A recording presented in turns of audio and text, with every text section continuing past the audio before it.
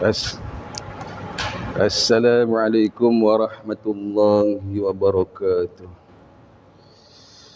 Di Nabiyil Karim wa ala alihi wa ashabil kiram wa ila ruhi walidina wa muallimina wa dhawil huquqi wajibati alaina ajma'in.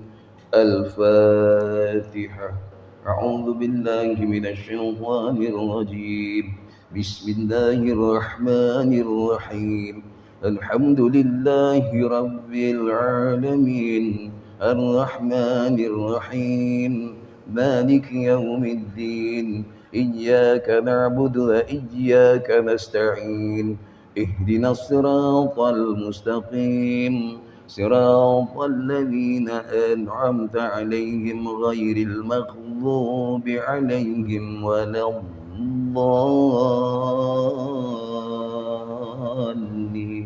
آمين.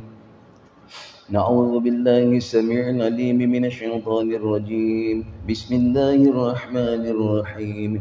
الحمد لله رب العالمين، والصلاة والسلام على أشرف الأنبياء والمرسلين وعلى آله وصحبه أجمعين. يا معلم إبراهيم الحكمة علمنا، يا مفهم سليمان فهمنا، ففهمناها سليمان وكلا آتينا حكما وعلما، وسخرنا مع داود الجبال يسبحنا والطير وكنا فاعلين. يا رب سليمان ويا رب إبراهيم، يا رب موسى وعيسى، ويا رب محمد صلى الله عليه وسلم. أخرجنا من ظلمات الجهل والنسيان برحمتك يا أرحم الراحمين. اللهم ارزقنا يا ربنا فهم النبيين وحفظ المرسلين وإلهام الملائكة المقربين في عافية وسلامة برحمتك يا أرحم الراحمين. وصلى الله على سيدنا محمد وعلى آله وصحبه وبارك وسلم، والحمد لله رب العالمين.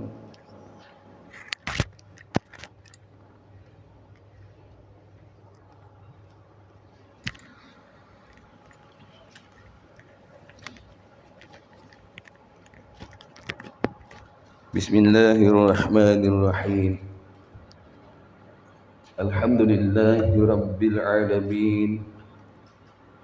Allahumma salli ala sayyidina Muhammadin wa azwajihi wa dhurriyyatihi kama sallaita ala Ibrahim wa ala ali Ibrahim, wa barik ala Muhammadin wa azwajihi wa dhurriyyatihi kama barakta ala Ibrahim wa ala ali Ibrahim fil alamin innaka Hamidum Majid. Bismillahirrahmanirrahim. Alhamdulillah thumma alhamdulillah. Yang dimuliakan Tuan Pengerusi Masjid Al-Hidayah serta Jawatan Kuasa, yang dimuliakan Tuan-tuan Imam, Tuan-tuan Bilal, yang dimuliakan, dihormati pegawai penggerak masjid dan bentayan, Tuan-tuan Haji, Puan-puan Hajah, sidang hadirin hadirat yang dimuliakan oleh Allah Subhanahu wa taala. Alhamdulillah thumma alhamdulillah. Sedalam-dalam, setinggi-tinggi dan sebanyak-banyak kita panjatkan, kita rafa'kan syukur kita ke hadrat Allah Subhanahu wa taala kerana dengan limpah kurnia, taufik, hidayah serta kasih sayangnya Allah Subhanahu wa taala pada kita, maka pada hari ini alhamdulillah thumma alhamdulillah, Allah Subhanahu wa taala pilih kita sekali lagi, dijadikan kita sebagai hamba-Nya yang taat perintahnya. Dia pilih kita sekali lagi di subuh ini, dijadikan kita sebagai hamba yang ikut sunnah Nabi sallallahu alaihi wasallam. Alhamdulillah, hari ini kita taat perintah Allah di subuh hari. Di subuh ini taatnya kita tunaikan solat fardu subuh. Dan ikut cara Nabi sallallahu alaihi wasallam, subuh itu kita tunaikan cara berjamaah. Di mana tempat azan diazankan. Jadi bersyukur tuan-tuan haji, tuan-tuan hajjah sedang hadirin hadirat. Di saat hati manusia jauh dengan masjid, Allah Subhanahu wa taala pilih tuan-tuan puan-puan hati terpaut dengan masjid. Di saat manusia ini sibuk meninggalkan sunnah Nabi sallallahu alaihi wasallam, di subuh ini Allah pilih tuan-tuan puan-puan, tuan-tuan haji dan tuan-puan haji dapat amalkan satu sunnah yang sangat besar. Apa sunnahnya? Solat berjamaah di mana tempat azan diazankan. Jadi alhamdulillah, tsumma alhamdulillah, mudah-mudahan Allah Subhanahu wa taala dengan rahmat kasih sayangnya pada kita, dia terus pilih kita lagi dan lagi sampai kita tak ada lagi. Kita masih lagi ke masjid. Jadi satu masa nanti tuan-tuan puan-puan nak sebutkan, satu masa nanti akan datang ada ruang luas, mungkin kita tak dapat peluang satu masa nanti. Satu masa nanti tak tahu masa itu bila. Mudah-mudahan tidak berlaku lah. Ada ruang masjid ni luas nanti, tapi kita semua tak diizinkan datang. Jadi rebutlah peluang sementara ada ruang, kita diberi peluang. Dan satu masa nanti mungkin akan datang kepada kita, apa dia? Ada masa yang sangat panjang, tapi kita tak diberi kesempatan. Kejarlah masa ini. Ada masa kejarlah, rebutlah peluang, ambil kesempatan untuk zahirkan kepada Allah, aku nak taat kepadamu ya Allah, ikut sunnah Rasulullah. Ambillah masa. Dan satu masa nanti akan datang kepada kita, apa dia? Kita diberi sihat, diberi kuat, tapi kita tak diberi kekuatan untuk ke masjid. Satu masa nanti akan datang kepada kita, macam mana telah datang pada yang lain. Akan datang pada kita ni macam mana yang datang pada yang lain-lain. Kuat, sehat, tapi tak kuat ke masjid. Begitu juga akan datang pada kita seperti yang lain-lain, ada masa 24 jam sama, tapi tak sempat. Bin tak sempat. Satu masa nanti macam yang lain-lain juga, ada ruang macam ini, tapi tak berpeluang. Jadi ini sebelum perginya tiga ini, ataupun kita sebelum kita dipergikan, buatlah pengorbanan. Tinggalkan rumah kita sementara. Macam biasa saya sebut, nanti kita akan balik semula ke rumah. Tinggalkan rumah kita sekejap, nanti kita akan balik semula ke rumah. Untuk cari apa? Untuk pergi satu tempat, cari bekalan untuk pergi ke satu tempat yang kita tak akan balik lagi. Sampai situ kita akan lagi balik, tak akan tinggalkan lagi. Ini belajarlah tinggalkan rumah 5 waktu, nanti balik semula. Sebelum kita nanti disuruh tinggal buat selama-lama. Tinggalkan rumah tu buat selama-lama. Duduk dekat mana? Duduk di masjid seketika, kita cerita-cerita hukum tentang akhirat, untuk bekalan akhirat. Sebab memang pun tempat kita duduk ni sekarang, tempat kita tinggal ni sekarang ialah tempat cerita akhirat. Nanti dekat akhirat, duduk dekat akhirat selama-lama, dunia tinggal cerita je. Tinggal cerita. Sekarang disuruh kita bercerita, esok tinggal cerita. Allah, apa yang ada? Menyesalnya subuh hari tu aku tak pergi, menyesalnya subuh bulan lepas tak pergi, menyesalnya tahun lepas subuh tak pergi, menyesalnya setahun tak pernah pergi sembahyang subuh kat masjid. Itu kat sana besok. Akhirat, dunia tinggal cerita. Apa yang ada? Menyesal, terus menyesal. Tak ada ubatnya. Jadi alhamdulillah kita datang sama-sama berjamaah dan kita cuba-cuba belajar. Azam sungguh-sungguh belajar. Belajar apa? Belajar hidup kat sunnah. Sunnah apa? Sunnah yang besar ni ialah sunnah salat fardu secara berjamaah di mana tempat azan diazankan. Ya, tuan-tuan sedang hadirin hadirat yang dimuliakan oleh Allah Subhanahu wa taala. Bila kita datangnya salat berjamaah, tentu akan berlaku perkara yang mungkin tak pernah berlaku pada kita, pernah berlaku pada Siapa-siapa lah yang pernah berjamaah mungkin tak pernah berlaku pada diri kita, diri dia. Ataupun pernah berlaku pada, tak pernah berlaku pada orang lain, tapi pernah berlaku pada diri kita. Macam mana nak cari jalan penyelesaian? Yang namanya kita akan jadi satu masa nanti, namanya masbuk. Yang kita mungkin akan melalui hari masbuk kita. Apa? Hari datang terlewat mungkin. Tapi insya-Allah sini tak pernah ada orang yang masbuk. Jadi mudah selesai masalah. Tuan-tuan sedang hadirin hadirat yang dimuliakan oleh Allah Ta'ala. Kembali semula kepada kata-kata An-Nawawi, muka surat 72, baris keempat daripada atas. Kembali semula kepada kata-kata Imam An-Nawawi, iaitu apa dia? Kalau dalam kedua-dua, apa maksud di sini kedua-dua? Kalau dalam keadaan masbuk kita. Kalau dalam keadaan kita yang lewat itu mendapati imam sedang berdiri. Yang kedua apa kata Imam Nawawi? Kalau kita datang itu kita dapati imam sedang rukuk. Pertama, kita datang itu imam sedang berdiri, kata Imam Nawawi pendapat ini. Yang kedua, kalau kita datang itu imam sedang rukuk. Ini cerita masbuk. Okay. Maka apa dia? Kalau dalam kedua-dua yang disebutkan tadi hanya mengucap sekali takbir sahaja, dan ianya dilakukan sepenuhnya ketika ia berdiri tegak, maka ianya ada 4 kemungkinan. Saya sebagai orang yang masbuk, saya datang, saya berdiri tegak, memang dapat berdiri. Imam pun sedang berdiri. Jadi kita takbir Allahu Akbar, itu satu. Ataupun saya datang tadi, imam tadi sedang rukuk. Kita berdiri tegak, kita dapat takbir Allahu Akbar. Keadaan itu terbahagi kepada 4. 4 apa? 4 takbirnya. Mudah-mudahan ini laju sangat ini. Dalam keadaan itu terbahagi kepada 4. 4 takbirnya tadi. Datang imam sedang diri, kita takbir. Yang kedua, kita datang imam sedang rukuk, kita takbir. Sama lah tu kes masbuk tu. Takbirnya itu ada 4 keadaan. Satu, takbir itu diniatkan sebagai takbiratul ihram sahaja. Maka sahlah salahnya. Memang ini pun kita. Memang biasa kita begitu. Kalau kita datang, kita takbir Allahu Akbar. Itu memang takbiratul ihram saya. Itu memang takbiratul ihram kita.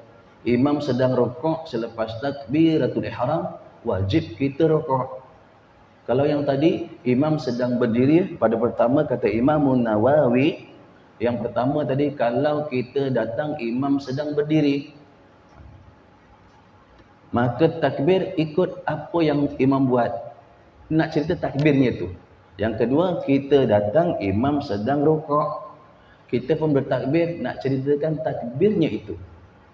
Okey, yang pertama, sekiranya takbir itu hanyalah sebagai takbiratul ihram, maka solahnya sah.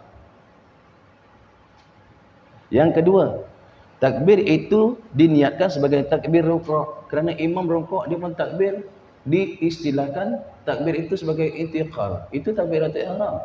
Tapi dia tak niat takbiratul ihram punya. Dia niat ini takbir intiqalat. Allah. Dia tak ada 2 takbir, satu je. Terus pergi. Maka yang kedua ini tidak sah salahnya. Yang ketiga, takbir itu diniatkan sebagai kedua-dua sekali. Inilah takbiratul ihram. Pemalas ini pemalas. Nak 2 takbir pemalas. Apalah salah dia? Takbir Allahu Akbar. Kemudian lagi sekali Allahu Akbar rukuk. Itu pun malas, nak diborong sekali. Sekali jalan je lah. Inilah takbiratul ihram. Inilah takbir rukuk. Okey. Apa kata kat sini? Maka dikatakan, maka tidak sah solahnya, sama ada solah fardu atau solah sunat. Kenapa dikata solah sunat? Orang yang datang solat tarawih contohnya, masuk lambat, kemudian dia takbir, imam rukuk. Dalam takbir itu dipakai 2 sekali. Ini takbir rukuk, ini takbiratul ihram, ini takbir rukuk. Maka dua-dua tidak diterima, tidak sah. Ada 4 kan? Apa satu lagi? Tidak berniat apa-apa. Datang sini raja takbir, lupa nak niat. Suka ratio dah. Tengok saya. Yang penting dapat sembahyang. Allahu Akbar.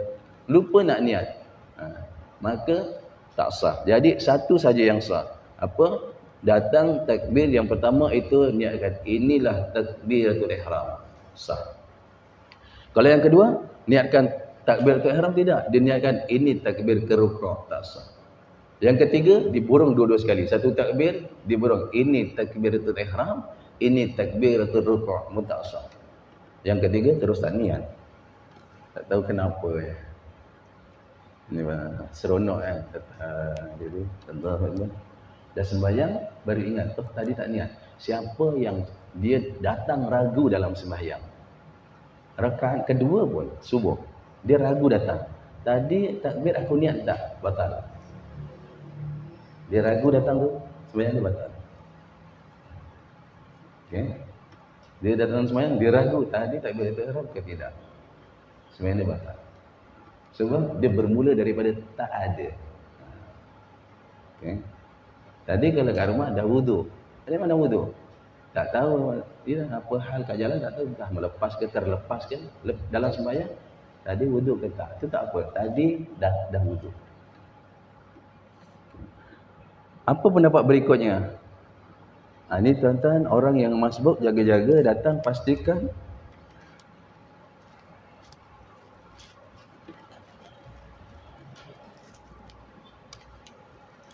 dia datang nak takbir, pastikan dia diri tegak dulu. Ini sebut. Jangan dirinya belum sempurna dah takbir. Diri itu rukun sembahyang yang ketiga. Niat takbiratul ihram, qiyam. Ataupun niat diri takbiratul ihram. Niat tu dulu. Sekarang takbiratul ihram mesti diri dulu. Jadi yang tak masbuk tak ada masalah. Memang kita dah sedia dah. Imam nak takbir, memang kita dah sedia dah. Memang kita dah diri betul. Kita dah tak bergerak lagi dah. Tapi yang datang masih lagi dalam buaian badan. Masih lagi belum diri betul. Sebab itu, ada qadar berdirinya betul itu, sampai ulama kata, begitu pun dikira qadar tamakninah. Berdiri dah kadar betul, kadar subhanallah. Baru bermulanya Allahu Akbar. Diri belum ada apa-apa lagi dah takbir. Kerana takbir itu syarat sahnya mesti berdiri betul. Maka tak sah takbirnya nanti. Jadi yang kita biasa kalau yang memang menunggu jemaah pun, yang masbuk nak cepat. Kenapa nak cepat? Nak kejar rokok tu punya pasal. Nak kejar rokok tu memang sebenarnya tak sah. Sebab apa? Diri belum betul dah takbir. Nak kejar rokok tak punya pasal, takbir itu dipakai dengan takbir rokok. Sama juga. Nak kejar rokok punya pasal, lupa nak niat. Main takbir aja. Bagusnya diri tu. Sebab itu, makruh. Mengejar rokaat. Makruh ni. Habis nama kenapa dinamakan masbuk? Masbuk kan namanya bekerja-kejar. Kan kita pernah, Musa baqah. Tilawatul Quran. Kan kerja-kerja berlumba-lumba tu bertanding berlumba-lumba baca Quran nak dapatkan sesuatu. Jadi tu ini sembahyang masbuk berlumba-lumba nak dapatkan rokok. Kalau dapat rokok habis Fatihah, dapat rokok bersama imam, itu bukan masbuk. Itu dikira muaf ya. Jadi masbuk ni berjaga-jaga. Kadang yang bukan tak faham tu. Dia masbuk datang, diri belum kau dan subhanallah, belum betul lagi dah takbir. Allah, angkat tangan tak apa, daripada kolah pun angkat tangan tak apa, angkat.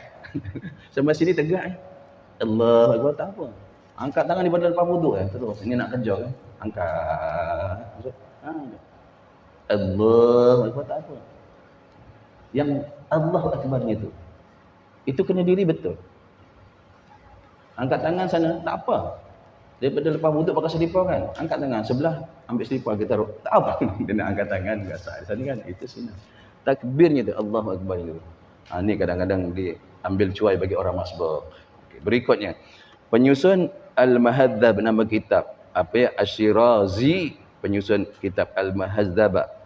Iaitu dijantakan berkata, sekiranya masbuk hanya dapat bersama imam sekadar had rukuk yang diharuskan. Dia nanti ada perbincangan lebih jauh. Ini ada pendapat apa had rukuk yang diharuskan.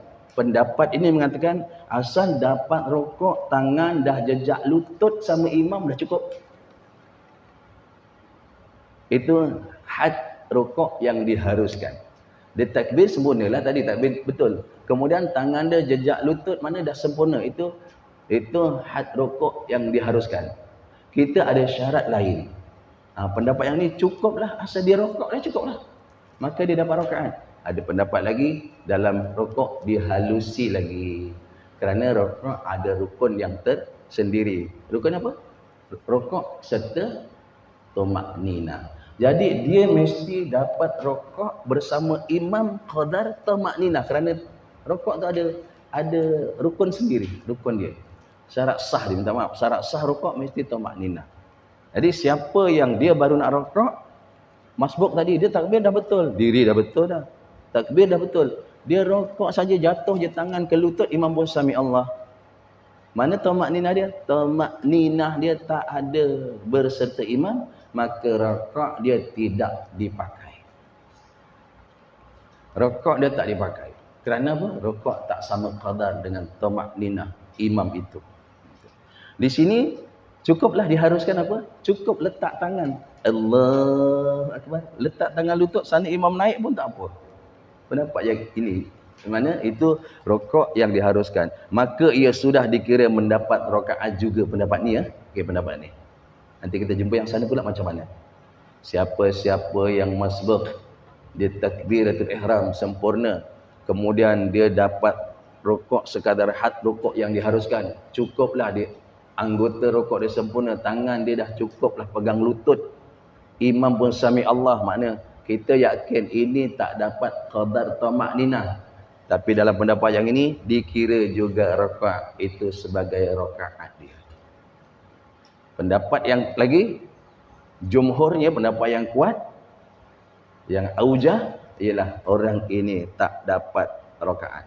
Kenapa? Kerana dia rukuk tak sepanjang tumakninah kadar panjang dia. Okey. Ukurannya senang je, subhanallah.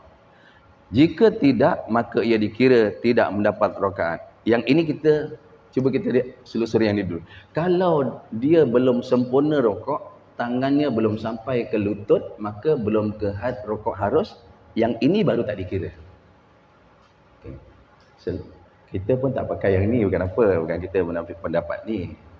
Yang kita pegang sekarang, yang kita muktamad, i'timadkan, yang kita pegangkan sekarang, rukuk mesti tumakninah, sujud mesti tumakninah. Sebab itu tumakninah dijadikan syarat untuk rukuk itu dikira. Dalilnya apa? Disebutkan sini. Man adraka minal jumu'ati rak'atan falyusalli ilaiha ukhra fa in adrakahum julusan shalla dhuhra arba'an. Rawahu Darul Qutni, kata hadis ni hadis yang dhaif disebut, tapi untuk faedah ini dipakai. Sesiapa mendapat satu rakaat solat Jumaat, solat rakaat dapat bermula daripada rukuk. Kalau yang tertinggal pun datang solat Jumaat di rakaat kedua imam, dia takbir saja, imam pun rukuk. Dia takbir je, imam pun rukuk. Dia pun rukuk dapat sama imam. Imam sami Allahu liman hamidah, dia pun sama. Imam sujud, dia pun sujud semua. Imam bagi salam, dia tambah satu rakaat. Tapi kalau dia datang di rakaat kedua imam, dia tak dapat rukuk bersama imam di rakaat kedua tu. Dia terus pergi apa perbuatan imam? Imam beri salam, dia naik semula tambah 4 rakaat zuhur. Semula. Kalau makmum masbuk di solat Jumaat,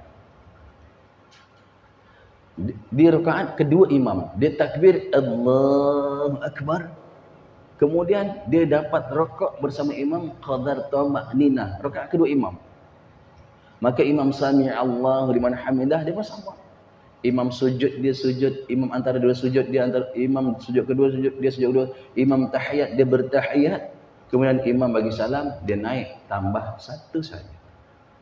Kerana dia dapat satu rakaat rukuk tadi. Okey, berbanding dia datang di rakaat kedua imam, dia baru nak rukuk, imam sami Allah. Dia baru nak rukuk, imam sami Allah. Ataupun dia jatuh je tangan, imam pun sami Allah. Rukuk dia tadi di rakaat kedua imam tak dapat sama dengan qadar tamakninah, nanti imam beri salam, dia tambah 4 rakaat. Namanya zuhur. Jadikan solat dia itu solat zuhur nanti. Kalau ditanya adakah perlu ubah niat? Tidak perlu, jalannya terus. Sembahyang yang 4 rakaat. Zuhur lah tu bagi dia. Okey. Hadis ini mengatakan apa? Sesiapa mendapat 1 rakaat solat Jumaat, maka hendaklah ia menambah 1 rakaat lagi.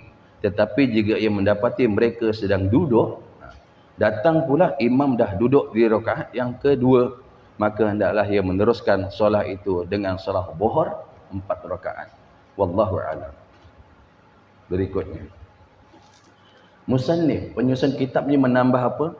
Dalil lain yang lebih utama menunjukkan benarnya dakwaan mengatakan dapat bersama imam sekadar rukuk yang harus walaupun tak termasuk dengan tumakninah. Segala rukuk yang harus, asal dia rukuk sempurna je imam naik, mana dia dapat. Asal dia sama je dapat rukuk bersama imam, tak kira lah tumakninah ke tak tumakninah, dia kira dapat rakaat. Dia berdalilkan ini. Berarti pengertian semula, dalil lain yang lebih utama menunjukkan benarnya dakwaan mengatakan dapat bersama imam sekadar had rukuk yang diharuskan, berarti mendapat rakaat, ialah apa yang dikatakan oleh Al-Imam Syafi'i dengan isnadnya disandarkannya, iaitu pada kitab Imam Syafi'i, sesungguhnya disebutkan dalam kitab itu, Abdullah ibn Mas'ud masuk ke dalam masjid dan pada ketika itu imam sedang rukuk, maka ia pun rukuk dan kemudian bergerak ke hadapan. Masuk masjid dari pintunya, dia nak kejarkan jemaah, nak dapatkan rakaat, dia pergi rukuk depan. Takutnya tertinggal 1 rakaat tu. Disebut oleh Imam Syafi'i, siapa orangnya? Ditulis dalam kitab Imam Syafi'i, orangnya Abdullah ibn Mas'ud. Masuk masjid, imam rukuk, dia takbir, dia terus rukuk. Itu dijadikan sebagai dalil rukuk itu walaupun dapat sekejap bersama imam pun tak apa. Ini dalil dia. Boleh tak rukuk? Boleh rukuk kat luar sana. Tapi kalau ini tak buka, pusing jauh tak. Masuk sini, makro jauh-jauh sana. Baik. Jangan dikejarlah rukuk tu. Jangan dikejar, datang kita apa imam nak rukuk, kau rukuk lah. Imam tidak. Kita senang, tenang. Nak sembahyang ni tenang. Jangan gerusu, nanti terlanggar bonggol, tergulik lagi, nak bangun lagi, sakit. Tenang-tenang je maksudnya. Sebab itu makruh mengejar iqamah. Dan iqamah tu lari-lari, dengar masih kat rumah, setak tak hidup, tinggal motor tombangan buat bokok, lari. Makruh. Sampai masjid pun makruh, dia takut tertinggal, ni makruh. Jangan dikejar-kejar, jangan, tenang-tenang. Tuan-tuan, dia iqamah ni kalangan mazhab lah. Bagi iqamah ni, orang yang sehat, yang dia boleh bangun, memang bangun pelencing je lah. Bangun, apa pelencing, bahasa pelencing? Memang bangun, memang tak ada pegang buku lali, tak ada pegang lutut, tak ada pegang paha, tak ada pegang pinggang. Memang bangun betul lah. Orang ini tak apa, dah habis iqamah, dia diri.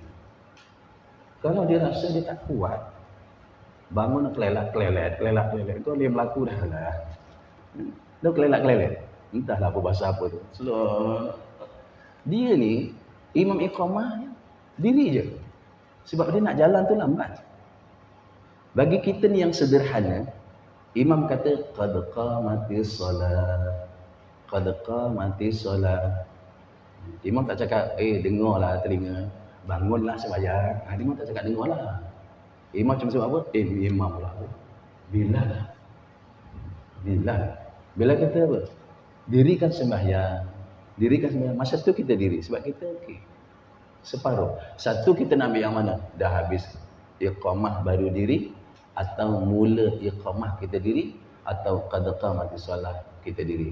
Terpulang ikut kekuatan. Kalau kita lambat, mana kita berdirilah sebelum iqamah. Dan ada lagi pendapat dia pun betul, dia pakai setelah saf dah sempurna baru iqamah. Pun ada juga. Itu yang terbaik dah tu. Jadi semua dah dapat, dah tak terkejar-kejar. Okey, ni pendapat yang ni tadi. Ni Abdullah ibn Mas'ud ditulis oleh Imam Syafi'i. Jauh tu, dia takbir. Lepas tu dia jalan. Nanti ke mana? Kemudian dia bergerak ke hadapan untuk masuk ke saf. Tadi rokok tu rokok. Bermakna apa? Dalam rokok dia berjalan. Okey, tuan-tuan, ni kita ambil ini yang ni. Kita pun jarang jumpa tengok orang rokok berjalan, jarang jumpa kita. Tak jumpa. Dan jangan buatlah senang. Tapi kalau nak buatlah tak apa. Tak tahu kan nak buat ke tahu. Tapi kalau kita ni jangan sampai tersilap. Kalau dalam sembahyang kita nak ke depan. Contoh. Saf pertama tadi subuh penuh. Dah penuh tu. Saf kedua juga penuh. Saf pertama batal. Dia keluar. Keluar. Kan ada ruang tu, Tuan Najib Fuad pun sebelah tu ada ruang. Kat belakang Najib Fuad tu ada ruang lalu tu rasa tu. Kalau dia keluar depan dia boleh lalu kan, nyusul kan. Okey. Dia pun keluar. Saf pertama keluar. Okey. Bila dia keluar, depannya kosong. Yang belakang ni nak ke depan, takut yang kanan ke kiri. Dia tanggungjawab orang kanan ke kiri. Tanggungjawabnya bukan orang kiri ke kanan, makro. Orang kanan ke kiri sebab dia berlaku di kanan imam. Yang sana ni tak faham ke apa dia. Jangan cakap kau tak faham, betul ya lah. Yang belakang tu, yang ke belakang ke depan. Allah suka langkah orang yang menggunakan saf kosong depan. Orang ni disukai oleh Allah. Cuba rujuk dalam kitab bab sembahyang berjamaah. Kemudian tu, dia nak ke depan, pastikan kaki kanan. Yang itu. Ni samalah jemaah perempuan pun. Kalau saf pertama tu bobos lah seorang, yang ke belakang, dia macam mana nak pergi, maka ke depan ni tak faham. Biar je kosong, nak tahu nanti siapa datang, ada yang mengisi lah ruang tu kan. Jadi tak khusyuk. Belum kita dah tak khusyuk dah. Bila nak sampai. Orang yang sana kemari tak faham, tak nak kemari, yang belakang ambil faham. Maka yang belakang ke depan. Bila dia ke depan, nak ke depan tu kaki kanan. Nak ke depan tu kaki kanan.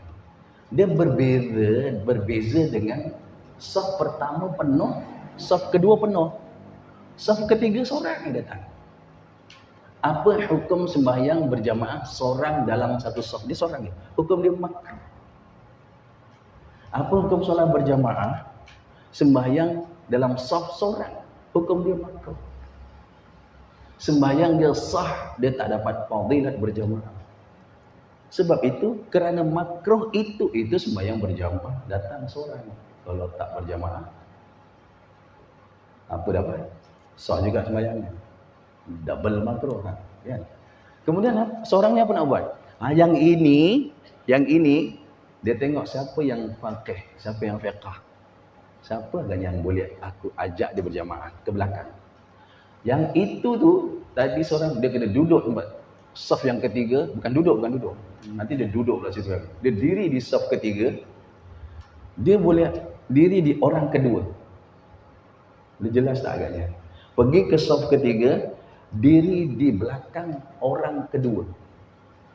Okey. Kemudian wajib takbir. Semula. Saf 2 dah penuh, saya datang lambat. Kalau saya seorang-seorang belakang imam, saya tak dapat ganjaran berjamaah makruh. Maka saya pergi sana. Bukan yang kiri, bukan, yang kanan. Pergi ke kanan, diri di belakang orang yang kedua, wajib takbir. Allahu Akbar. Dah takbir sempurna, baru ambil orang pertama ujung. Orang pertama ni, saya nak cakap langkah dia, bukan apa. Dia nak langkah ke belakang. Kenapa nak ke belakang? Sebab dia dijemput. Dijemput apa? Untuk menemankan saf. Kalau dia tak ke belakang, tidak ada saf. Seorang mana saf? Saf sekurang-kurang 2 orang. Maka dia ke belakang. Ke belakang tu kaki kiri. Ke belakang tu jangan kaki kanan. Kaki kanan untuk ke depan. Kaki kiri untuk ke belakang. Orang sana pula. Orang sana ni nak bantu saf kosong, yang jalan kaki kiri. Orang sana lah. Orang sana safnya kosong, ditinggalkan orang yang jalan kaki kanan. Dia berbeza-beza. Jangan dia ke belakang kaki kanan dulu. Tak tahulah kalau ada hukum makruh, tapi tidak berapa elok memulakan pergerakan ke belakang dengan kaki kanan, kaki kiri dulu. Itu dalam binasa. Jadi nak tengok juga, nak ditarik tu pastikan orang yang boleh. Jangan ditarik, tak kira orang duduk kat bangku pun ditarik juga. Aduh hai. Yang kat bangku ditarik, jangan. Ada 3 orang duduk kat bangku. Ambil orang yang keempat. Dia duduk di belakang bangku pula, tak apa. Kemudian itu dah dapat 2. Tepi dah duduk depan sebelah dia. Kemudian dah dapat kawan 2. Datang lagi orang yang ketiga. Orang kedua lah. Tadi dia tarik. Kan depan tu kosong. Kenapa ditinggalkan kosong? Kerana saya bantu saf belakang. Saya ngondur ke belakang. Dah kosong 1. Belum. Bila datang jemaah, dia tak boleh duduk sini seorang. Oh, kenapa lah kau ni budak 2 dia begitu? Budak 2 dia kata begitu, apa kan bagus tak? Cuba dah tengok tu, depan tu kosong. Maknanya bukan main-main, ni betul-betul punya saf ni. Jangan dia duduk sini. Duduk sini, hukum ni makruh. Dia kena bagi tampal sebelah tu. Jadi ada 3 orang. Tadi ni dia datang kan. Dia tarik orang ni ke belakang, okey? Ni belum datang. Tadi orang ni kat depan. Dia datang sini. Maka dia cuit orang ni ke belakang. Jadi 2. Kemudian datang lagi seorang, jadi 3. Bila datang, ini apa kerja ni? Terbenung. Terbenung. Tak. Dia bukan terbenung, dia bagi depan semula. Depan semula tempat engkau tadi kat depan. Ini main-main ke Ustaz jalan sini? Bukan jalan. Ini bukan main-main. Ini jalan betul. Ini dah lama jalan betul. Tadi kau ke depan, belakang aku suka-suka kau. Bukan. Aku betul. Ke depan semula. Maka ruang ni kosong. Bila datang lagi seorang, nak kemari ke nak kemari? Alamak, susah juga nak menjawabnya. Ni dah balik semula ni. Dia balik semula. Aku pasang kau balik, depan kosong. Memang patut dipenuhkan. Ini tempat aku, dia balik. Okey. Sekarang ruang ni kosong. Saf ketiga ruang ni kosong. Datanglah lagi seorang. Orang ni ke mana? Pergi tengah. Ya Allah, memang betul-betul. Dodol betul. Ke tengah. Dia buat kerja makruh. Kemudian dia ke mana? Dia ke sini. Dia kena datang kemari. Kejar imam. Imam tu madu. Walaupun dia tidak bermadu. Tak apa dia. Kejar. Imam yang madu. Datang kemari. Itulah saf bermula daripada kanan. Saf sebenarnya bermula daripada depan. Tapi bila jadinya macam gitu, sana itu tempat mula. Jadi dia kena ambil perhatian kat situ. Yang ini tadi, Abdullah bin Mas'ud, dia sembahyang di luar saf. Kenapa? Nak dapatkan rokok bersama imam, dia jalan masa rokok. Boleh tak jalan masa rokok? Boleh. Siapa tak? Jalan kanan, 1, berhenti. Berhentinya tapak kita bukan berhenti terlajak. Itu jauh sangat. Itu tapak panjang. Itu biasa tu. Ataupun zap, 1 sap terus ni melompat. Ini tak ada. Makruh melompat-lompat. Jadi batal nanti kerana pergerakan. Maka 1, kiri dia datang mana? Sebelah dia. Okay. Balik kosong. Padahal dah 2 ni. Tadi kalau Abdullah ibn Mas'ud buatlah masa sujud, masa rokok. Sujud mana ada jalan, buang kerja. Masa rokok tadi. Dia datang, 1, kaki kiri mana? Okey, sebelah dia. Kosong balik. Lagi ke depan, lagi kosong balik. Dia 2 saja. Kalau dia jalan, 1, 2, batal. Jadi berhenti. 1, 2, kosong. 1, 2. Walaupun dia jalan 1000 tapak lah. Tapak. Jangan langkah macam jalan kita. Ni langkah kita tak sama langkah sembahyang. Dia tak sama. Okey, jadi beza antara cuit dulu atau takbir dulu. Itulah dia. Takbir dulu baru cuit. Siapa-siapa yang datang lambat, dia takbirkan dia cuit baru takbir, hukum dia sentuh tu haram. Kenapa? Dia mengganggu orang sembahyang. Nak buat apa dia cuit? Nak temankan dia. Kau pun belum buat saf. Sebab itu berada di saf dulu. Baru cuit. Kalau dia keluar daripada saf, bermakna dia keluar kerana memenuhkan saf. Tapi kalau tidak takbir dulu, bermakna kita keluarkan dia daripada saf. Ini hukum dia haram. Sebab itu takbir dulu. Yang lain-lain tak takbir tak. Yang lain-lain tak cuit pun tak apa. Tak apa, ikut je sebelah. Kalau anda kata berlaku lah kan. Berlaku ni, solat zuhur, kita datang lambat. Ada satu jemaah tu, dia tu masbuk. Imam bagi salam, dia baru dapat, dia naik semula untuk rakaat yang ketiga. Ada lagi 2 rakaat. Kita pun datang, yang itu terpulang lah. Kita nak takbir dulu baru cuit ke? Nak cuit baru takbir betul? Tak nak cuit pun tak apa, jangan kacau. Diri je berada sebelah kanan dia. Jangan diri sebelah kiri. Pernah berlaku pada diri Nabi sendiri. Nabi tarik kawan sebelah tu, jadikan sebelah kanan. Nak tumpang sembahyang. Tapi saya pun tak bayang macam mana dia tarik jadikan sebelah kanan. Itu mukjizat dia punya kerja lah, Nabi punya cara. Orang ni sembahyang sebelah kiri, dia berdua, dia datang sebelah kiri imam. Hukum dia makruh. Sembahyang sebelah kanan. Bagi perempuan tak pula, dengan lelaki, dia berada di sebelah belakang. Kalau dengan suami dia kan, dia di sebelah belakang. Begitulah. Sebab jangan berada di sebelah kiri bagi lelaki, makmum sebelah kiri, imam sebelah kanan. Hukum dia makruh. Nabi pernah tarik itu. Mungkin dalam kitab kita dah jumpa cara-cara bina saf. Okey. Berikutnya, maka ia pun rukuk dan kemudian bergerak ke hadapan untuk masuk ke saf. Dalam keadaan rukuk itu Abdullah bin Mas'ud berjalan. Okey. Kata Imam Syafi'i, begitulah yang kami katakan. Sesungguhnya Zaid bin Thabit juga pernah lakukan. Ini sahabat-sahabat. Bukan setakat Abdullah bin Mas'ud saja. Zaid bin Thabit juga pernah buat kerja macam itu. Dia rokok di luar saf. Kemudian dia jalan semasa dia rokok. Tak mengapa, boleh. Al-Baihaqi pula dengan isnadnya dalam kitabnya menisbahkan kepada Abdullah. Dia ambil dalam kitab Al-Baihaqi pula ambil kisah Abdullah bin Mas'ud itu. Dan ambil tentang perkara yang berlaku kepada Zaid bin Thabit. Dan seorang lagi buat kerja, bukan? Dan seorang lagi buat kerja yang sama. Dia takbir di luar saf. Iaitu siapa dia? Umamah Sahal bin Hunayf. Abi Umamah Sahal bin Hunayf. Dia juga pernah buat perkara itu.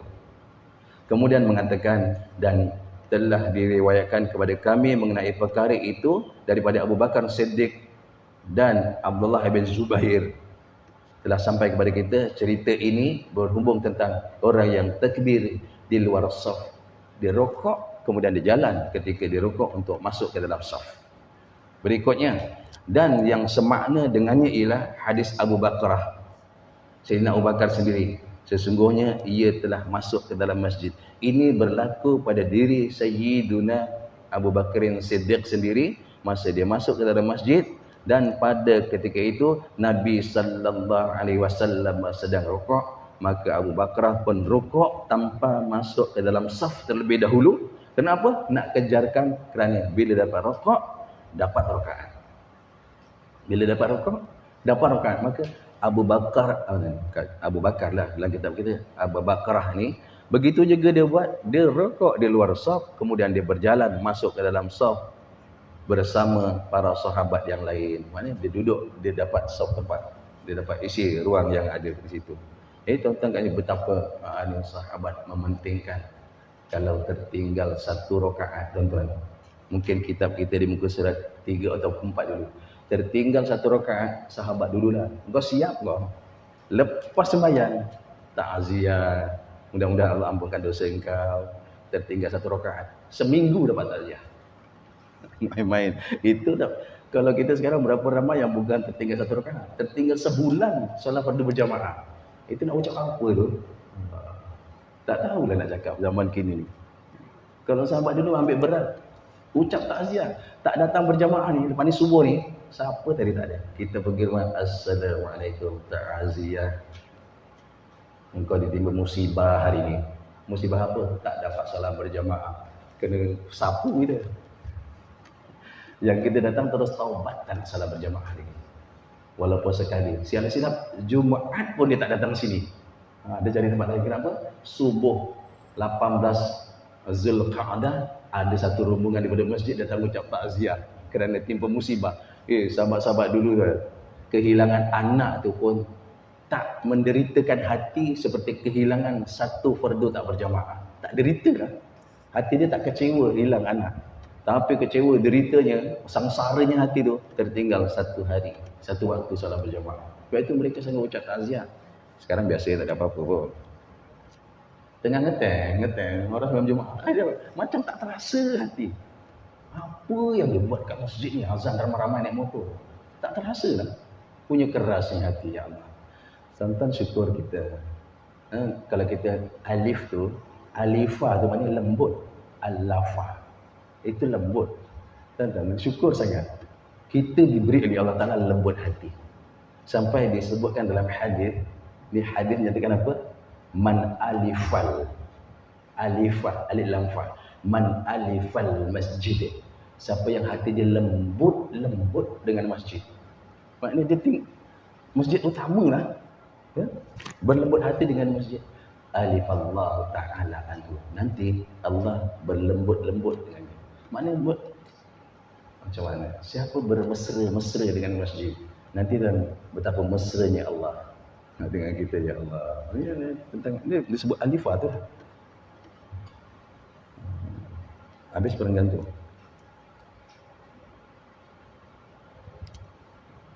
Tadi dah. Dan yang semakna dengannya dengan tadi rokok di luar saf, hadis Abu Bakar, sesungguhnya ia telah masuk ke dalam masjid. Nah, ini tadi dah baca. Abu Bakar sendiri dia masuk ke dalam masjid dan pada ketika itu Nabi SAW sedang rokok, maka Abu Bakar pun rokok tanpa masuk ke dalam saf terlebih dahulu dan kemudian ia berjalan masuk ke dalam saf solat bersama dengan para sahabat, mana mengikuti sahabat yang berjamaah.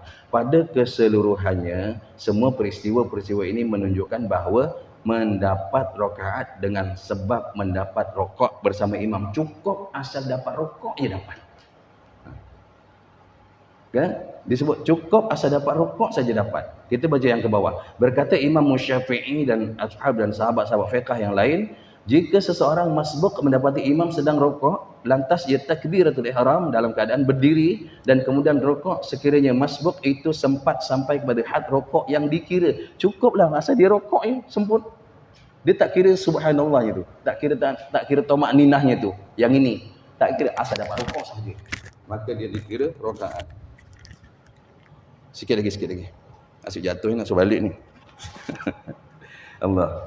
Okey, sekiranya masbuk itu sempat sampai kepada had rokok yang dikira, cukuplah tangan dia cecah lutut tu, kira lah tu.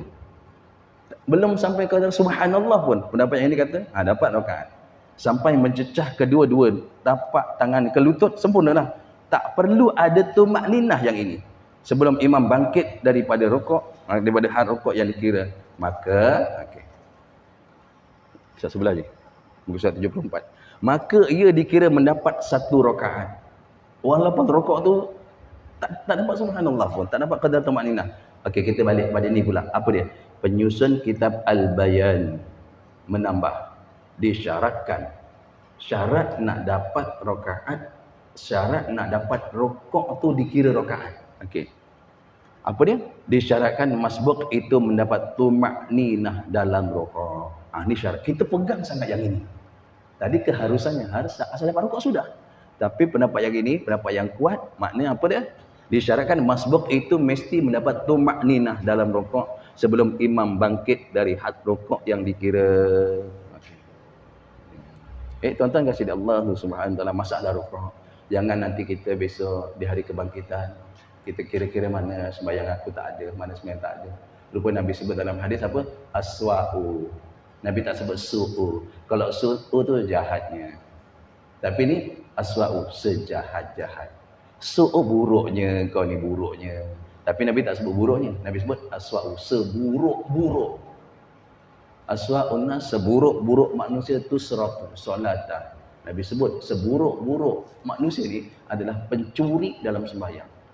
Satu dunia ni kalau dicuri semua sekali, habis semua bank dekat dunia ni, isinya dihabiskan masuk dekat rumah, ke dalam rumah dia, isinya semua dalam rumah. Itu pun tak buruk. Yang paling buruk mencuri dalam sembahyang. Sahabat tanya, qila, apa qila? Sahabat semua tanya, ya Rasulullah. Sahabat kata, ya Rasulullah, kaifatus ratu solata, macam mana ni boleh berlaku mencuri dalam sembahyang yang kau kata aswa, seburuk-buruk ni, macam mana boleh berlaku ni? Nabi kata apa? Lam yutimma ruku'aha. Kalau tak sempurna rukuknya, itu pencuri paling buruk. Tak boleh dibandingkan dengan curi bank. Tak boleh. Lagi yang kedua apa? Walam yutimma sujudah. Dan tak sempurna sujudnya. Sebab itu ulama menyatakan, apakah kesempurnaan rokok? Mesti tumakninah. Apa kesempurnaan sujud? Mesti tumakninah. Apakah bentuk rokok sempurna? Bila tangan dah sampai lutut, itu bentuk rokok sempurna. Tapi dalam bentuk yang sempurna, diterima rokoknya, mesti tumakninah. Apa sujud yang sempurna? Apa bentuk sujud? Bentuk sujud apabila 7 anggota telah mencecah ke bumi. Itu bentuk sujud. Yang sempurna sujud mesti tumakninah. Mesti tumakninah. Jadi dua perkara ni kalau tak ada tumakninah dalam sembahyang, maka Nabi kata inilah pencuri yang paling buruk aswaqun nas. Mudah-mudahan Allah jauhkan daripada kerja-kerja mencuri yang paling buruk. Rokok terlalu cepat, sujud terlalu cepat, akhirnya satu sembahyang pun tak sampai kepada Allah Ta'ala kerana buruknya perkara kita lakukan dalam sembahyang. Mudah-mudahan apa yang saya sampaikan ada manfaat untuk saya, ada manfaat untuk yang mendengar, yang hadir. Mudah-mudahan juga barakahnya hadir majlis ilmu, duduk seketika menunggu isyraq setelah masuknya syuruk. Mudah-mudahan Allah ampunkan dosa kita semua, insya-Allah. Mudah-mudahan Allah Ta'ala ampunkan dosa mak bapak kita sekalian kerana barakah duduk majlis ilmu. Aku qauli hadza subhanakallahumma wa bihamdika asyhadu an la ilaha illa anta wa astaghfiruka wa atubu ilaik. Bismillahirrahmanirrahim. Wal 'asri innal insana lafi khusr illa alladhina amanu wa 'amilus shalihat wa tawassaw bil haqqi wa tawassaw bis sabr. Aku qauli hadza wa nastaghfirullahal 'azim li wa lakum. Wabillahi taufiq wal hidayah. Assalamualaikum warahmatullahi wabarakatuh.